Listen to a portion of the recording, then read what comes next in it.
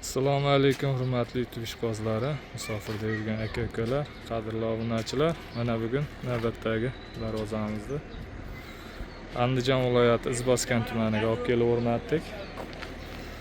1,5-2 qavatli darvozamiz 1 kvadrat metr 1 million so'mdan ofis summasi 2 ta o'rnatildi. 22 million so'mga olib kelib o'rnatildi. Narigisini ham ko'rsataman. Bu darvozamiz 343 ga 335 joyga o'rnadi. Materiallari bilan tanishtirib o'tsak, stoykalari 10 ga 5 shvillir, turgovoy shvillir, profillari 6 ga 4, 1,5 lik stena, listlari 2 lik listda bo'ldi. Darvozamiz orqa holatlarini ko'rsatib o'tamiz. Zamoklar, mana zamoklar zubur zamok, har doim o'rnatilgan. Orqa holatlari, orqalari ham tekis, juda chiroyli holda o'rnadi. Mana aka-ukalar, kimga kaziroglar kerak bo'lsa, kaziroglar ham mana o'rnatilaveradi. Juda chiroyli chiqdi mana darvozalarimiz. Kaziroglar.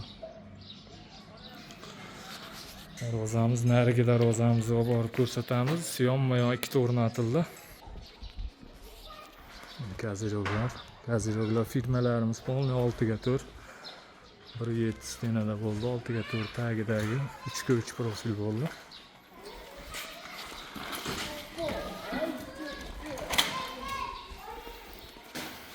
Mana bu darvozamiz ham chekkasi ko'rinadi, orqa holati darvozamiz.